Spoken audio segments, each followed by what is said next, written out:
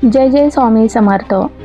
नमस्कार मित्रांनो, आज आपण एक अतिशय गूढ पण सत्य प्रश्न समजून घेणार आहोत.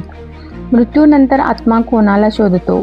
आपल्यातील अनेकांना वाटते मृत्यू म्हणजे शेवट. शरीर थांबतं, श्वास शांत होतो आणि सगळं संपतं. पण खरं सांगायचं म्हणजे मृत्यू हा शेवट नसतो.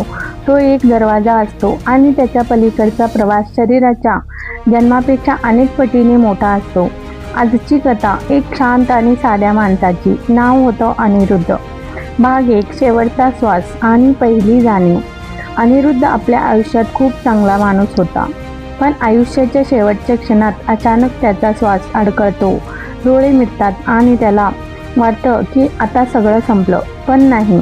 पुढच्या क्षणी तो स्वतःला पाहतो, आपलं शरीर पलंगावर पडलेलं. तो धक्का खातो. मी इथे आणि तिथे दोन्ही ठिकाणी कसा? हा क्षण सर्वात गूढ असतो. शरीर शांत असतं, पण आत्मा जागी होतो. आत्मा पहिली गोष्ट शोधतो, मी कोण आहे आता? भाग 2. आत्म्याचा हलका भार आणि आठवणींचा वेग. शरीरात असताना आत्म्याला वजन जाणवत नाही, पण त्याला आता त्याच्या अशी हळूकुल भावना होते, जणू एखाद्या पक्ष्यासारखा मऊ, हलका, मुक्त. आत्मा आसपास पाहतो. प्रत्येक आठवण, प्रत्येक दुःख, आनंद, प्रेम सगळं एका क्षणात वेगानं त्याच्या समोरून जातं आणि एक विचार उदयाला येतो, मी कोणाला मागे सोडून चाललो आहे? मृत्यूनंतर आत्मा सर्वात पहिल्यांदा ज्यांना सर्वात जास्त प्रेम केलं त्यांनाच शोधतो. भाग 3.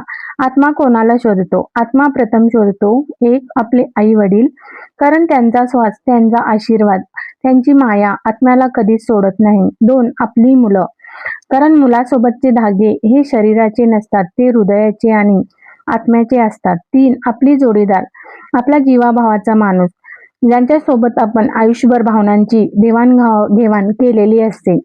आत्मा हे सर्व बंध शोधतो आणि हळूच त्याच्यावर तरंगतो. ते रडत असतात, त्यांच्या आवाजात वेदना असते, पण आत्मा त्यांना स्पर्शही करू शकत नाही, केवळ अनुभवू शकतो आणि इतकंच बोलू शकतो, मी इथेच आहे, घाबरू नका. भाग 4. प्रकाशाचा दरवाजा. काही वेळानंतर अचानक एक दरवाजा, मंद उबदार प्रकाश त्याच्या समोर येतो. हा प्रकाश कोणाचा? हा आहे आपल्या पूर्वजांचा, आपल्या देवांचा, आपल्या रक्षणकर्त्याचा प्रकाश.